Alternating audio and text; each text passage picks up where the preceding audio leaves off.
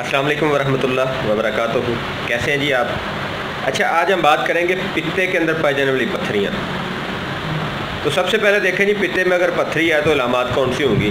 نوزہ یا وامٹنگ کی کیفیت ہوگی، الٹیاں آئیں گی، بد ہضمی ہوگی، کھانا دیر سے ہضم ہوگا، چکنائی والی چیزیں ہضم نہیں کر سکیں گے وہ پیشنٹ، اور پتا کے مقام پہ درد ہوگا۔ تو آئیے اب دیکھتے ہیں کہ پتے کے مقام پہ درد تو ہے، لیکن یہ کس مزاج میں ہوتا ہے، اور پتے کے اندر اگر جم جاتا ہے تو کیا وہ وہاں پہ صداع کے جمتا ہے یا صفرائی جم جاتا ہے، اور اگر وہاں پہ جم جاتا ہے تو کیوں جمتا ہے؟ اور یہاں پہ ایک بڑی ضروری چیز ہے کہ کیا پتے کو مکمل طور پر نکال دینے سے جو پیشنٹ ہے اس کی باقی جو زندگی ہے کیا وہ سکون سے گزرتی ہے؟ تو پہلے تو آئیے جی اسی کے اوپر ہی، جو بندہ پتا یا گال بلیڈر نکلوا لیتا ہے اس کو ڈائجیشن کا پرابلم ساری زندگی رہتا ہے، نظام کا پرابلم اس کا حل نہیں ہوتا، کیونکہ اللہ نے جو ہمیں پتا کے ذریعے صفرا جو پیدا کروا کے دیا ہے اس کا کوئی مقصد ہے، اور اگر اس کو نکال دیا جائے تو پھر کیا ہوگا؟ پھر ڈائجیشن پروسیس سلو ہو جائے گا۔ نظام کو کنٹینیو رکھنے کے لیے، مضبوط رکھنے کے لیے پھر کچھ نہ کچھ ادویات کا سہارا لینا ہی رہنا ہے، روزانہ کچھ نہ کچھ گولیاں کھانی پڑیں گی، اور پھر فیٹ اور چکنائی والی چیزیں اور ترش چیزیں مکمل طور پر بند ہو جائیں گی۔ تو بہتر نہیں ہے کہ جس چیز میں پرابلم ہے اس کو ریپیئر کر لیا جائے، بجائے اس کے کہ اس کو تلف کر دیا جائے۔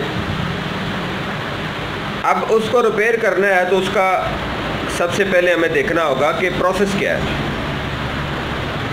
ریپیئرنگ کے پروسیس سے پہلے پتے میں جو پتھری بنتی ہے وہ کیوں بن جاتی ہے؟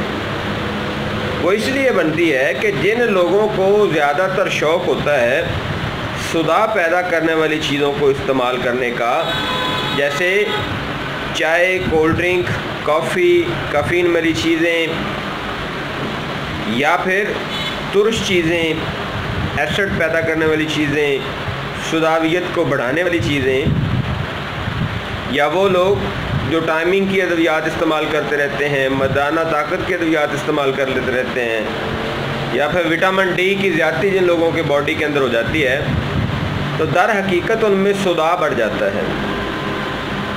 جب صداع بڑھتا ہے تو پتے میں جو صفرا ہوتا ہے وہ تھوڑا ٹھنڈا ہو جاتا ہے، اور پھر وہ وہاں پہ جم جاتا ہے، جس کی وجہ سے پھر مزید پریشانیاں جو ہیں ان کا سامنا کرنا پڑتا ہے۔ اب آتے ہیں اس کے علاج کی طرف۔ تو اس کا علاج کیا ہے؟ اس کا علاج بہت آسان ہے کہ ہم نے صفرا کو پیدا بھی کروانا ہے اور اس کو خارج بھی کروانا ہے۔ صفرا کو پیدا بھی کروانا ہے اور اس کو خارج بھی کروانا ہے، تو پھر جا کے آپ کا جو پتے کی پتھری کا مسئلہ ہے وہ حل ہوتا ہے۔ اس میں ایک تو نسخہ عام آپ نے دیکھا ہوگا انٹرنیٹ پہ بھی، اور کچھ لوگ جو ہیں اس کو استعمال بھی کرتے ہیں، روغن زیتون 10 ml، ایک اس میں لیمو کا رس، صبح خالی پیٹ پئیں، شام خالی پیٹ پئیں۔ اچھا، اس سے بھی صفرا بڑھتا ہے۔ دوسرا جو نسخہ ہے وہ کیا ہے؟ سنا مکی کے پتے، ٹھکری نشادر، یہ آپ لیں گے 1 تولہ، اور سہاگا بریاں یہ بھی آپ لیں گے 1 تولہ،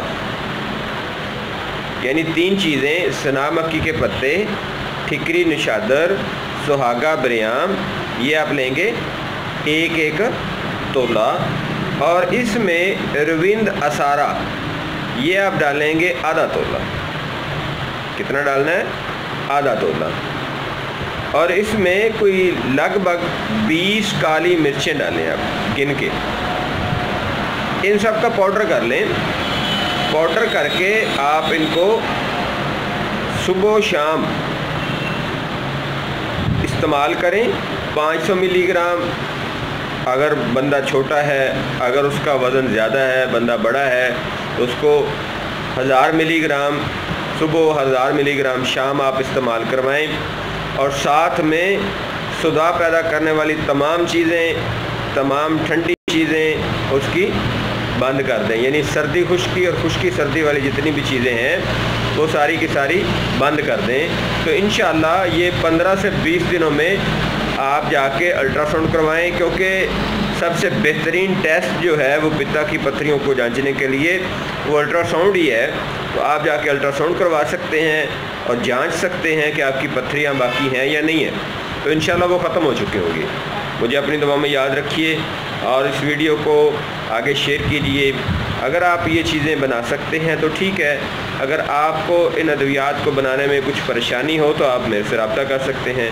میرا رابطہ نمبر نیچے چل رہا ہے۔ فی امان اللہ، اللہ حافظ، السلام علیکم۔